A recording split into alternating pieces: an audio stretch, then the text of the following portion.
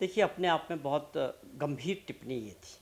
जब आप हमारी अर्थव्यवस्था को मृत अर्थव्यवस्था कहते हैं और वो भी अमेरिका के राष्ट्रपति इस तरह की बात कर रहे हैं, तो ये सभी देशवासियों के लिए एक बड़े अजीब सा माहौल था कि ट्रंप साहब और नरेंद्र मोदी जी ने जो देश को और दुनिया को दिखाया है पिछले, जब उनका पहला टेन्योर था अभी भी, कि हम बड़े अच्छे दोस्त हैं, तो उसके विपरीत जिस प्रकार के रिमार्क्स आए वो निराशाजनक थे। और इसमें किस तरह से आगे बढ़ना है, जो 25% ड्यूटी लगाने की बात कही गई है, मेरे ख्याल में एक गंभीर विषय हो गया। इसको बड़े गंभीरता से लेने की आवश्यकता है कि किस प्रकार हमको अपने आप सामने, अमेरिका के सामने खड़ा करना है। घुटने नहीं टेकने चाहिए सरकार को, गलत फहमी में नहीं रहना चाहिए। जो वास्तविकता है उसका फेस करने की इस वक्त सरकार को, पूरे देश को हिम्मत करनी पड़ेगी। जहाँ तक सवाल है कि दूसरा इसका जो पहलू है कि आपने जिस प्रकार कहा कि हमारी तो बड़ी घनिष्ठ मित्रता है, उसके बाद निराशा बढ़ी है देश में कि जिसको आप मित्र मान रहे हैं, जिस देश को ऊपर आप विश्वास कर रहे हैं, वो आपके साथ अगर ऐसा व्यवहार करते हैं तो स्वाभाविक तौर पे जो है उससे निराशा का माहौल देश के अंदर है। लेकिन दूसरा इसका पहलू ये भी है कि डोनाल्ड ट्रंप जो भी कर रहे हैं अपने सेकंड टर्म में, वो केवल पूरी दुनिया के अंदर व्यापार कर रहे हैं और नेगोशिएशन चल रही है उनकी। हो सकता है ऐसी भी संभावना है कि वो कुछ पीछे भी हट सकते हैं। तो ये 1 हफ्ते का भी मोहलत मिला है हमारे ऊपर, जो लागू होने के लिए 1 हफ्ते उसको एक्सटेंड किया गया है। तो मुझे लगता है कि इसमें सौदेबाजी होगी। भारत को मजबूती के साथ अपना पक्ष रखना चाहिए और दुनिया के अंदर और कहाँ हम बिजनेस कर सकते हैं कि, लेकिन अगर अमेरिका हमारे को दबाव में ये चाहता है कि हम अपने दूसरे देशों के साथ हमारी जो नीति है उसमें बदलाव करें इसलिए कि अमेरिका चाहता है, तो मैं समझता हूँ ये गलत होगा। ये स्वाभाविक तौर पे हमारे नेता राहुल गांधी जी ने इसको बड़ी गंभीरता से पार्लियामेंट के अंदर भी उठाया है कि हमारी जो विदेश नीति रही है, चाहे हमारे युद्ध के दौरान जो अभी पाकिस्तान के साथ हुआ, 4 दिन का युद्ध था, उस वक़्त भी क्या कितने देश दुनिया के हमारे साथ खड़े हुए ओपनली, जिन्होंने हमको सपोर्ट किया या नहीं किया, ये अपने आप में बहुत गंभीर विषय है कि जो हमारी विदेश नीति है इसके ऊपर वह सरकार को दोबारा से अच्छे से काम करने की आवश्यकता है। माना ये जाए कि कहीं ना कहीं दबाव की राजनीति अमेरिका अपनाना चाहता है ताकि सारे देश जो हैं वो उसके आगे झुककर काम करें।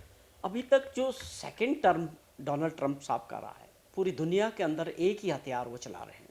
वो केवल अपने बिजनेस के ज़रिए हर देश के साथ ड्यूटीज़ को बढ़ा के, धमका के, इस तरह का माहौल बढ़ा रहे हैं पूरी दुनिया के अंदर। कई जगह पीछे भी हटे हैं, ये एक नेगोशिएशन का तरीका होता है। लेकिन भारत को तो अपने आप को मजबूती से रखना पड़ेगा कि हमारे कौन से ऐसे सेक्टर्स हैं, कौन से ऐसे इंटरेस्ट्स हैं जो अमेरिका के साथ है। ये तो है नहीं कि हम केवल एक ही देश के साथ व्यापार करते हैं, दूसरे दुनिया के और बहुत सारे देश हैं।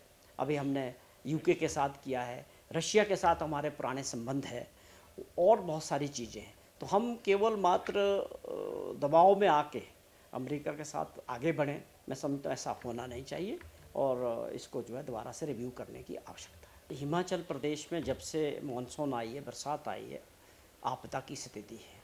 बादल फटने की घटनाएं निरंतर बढ़ी है, हो रही है और नुकसान बढ़ रहा है।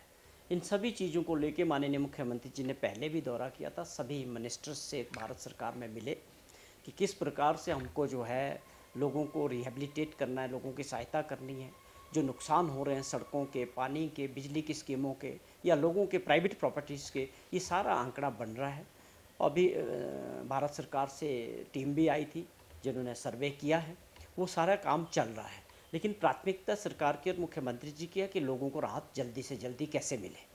और ऐसे क्षेत्र है जो मंडी में, स्वराज में हुआ, वहाँ लोगों की फसलें भी है, सेब का फसल भी वहाँ है, तो वहाँ सड़कें काफ़ी हद तक हमने अपने रिसोर्सेज से भारत सरकार से क्या मदद मिलती है वो आने वाले समय में होगा। आप समझे 1700 करोड़ रुपए के ऊपर का नुकसान इस बरसात के दौरान हो चुका है। कल माननीय मुख्यमंत्री जी द्वारा दिल्ली गए हैं, उन्होंने पहले भी इसका जिक्र किया था कि जो विशेष कर पे ऐसे लोग जिनके घर ढह गए हैं, 1500 से ऊपर लोगों ने अपने घर गंवा दिए हैं, उनके पास दोबारा नया घर बनाने के लिए भी ज़मीन नहीं है। और आप हिमाचल प्रदेश में जो सारी वेस्ट लैंड है वो फॉरेस्ट लैंड है, तो अगर हमको उनको जो है कुछ ज़मीन घर बनाने के देनी है, मदद देनी है, तो वो ज़मीन भी हमारे अधिकार क्षेत्र में नहीं आती है। वो हमें भारत सरकार से उसकी परमिशन लेनी पड़ेगी। तो ये कल सबसे बड़ा मुद्दा जो है एनवायरनमेंट मिनिस्ट्री से मिस्टर यादव साहब से उनकी मुलाकात हुई कल, और ये जिक्र किया गया कि 1 बीघा ज़मीन ऐसे लोगों को पुनर्स्थापित करने के लिए मिलनी चाहिए और भारत सरकार उसमें स्पेशल परमिशन दे फॉरेस्ट लैंड में। और दूसरा मुद्दा उन्होंने उठाया कि 5 बीघा तक ज़मीन हम ऐसे लोगों को देना चाहते हैं जो किसान हैं, बागवान हैं, जिनके पास कम भूमि है, और उनको 5 बीघा तक देने की हमारे को ये भी आप पावर दें कि हम फॉरेस्ट में लोगों को 5 बीघा तक ज़मीन छोटे किसानों को दे सकें और उनकी मदद कर सकें। तो ये 2 मुद्दे खास तौर पे कल माननीय मुख्यमंत्री जी ने मीटिंग में एनवायरनमेंट मिनिस्टर के साथ उठाए हैं।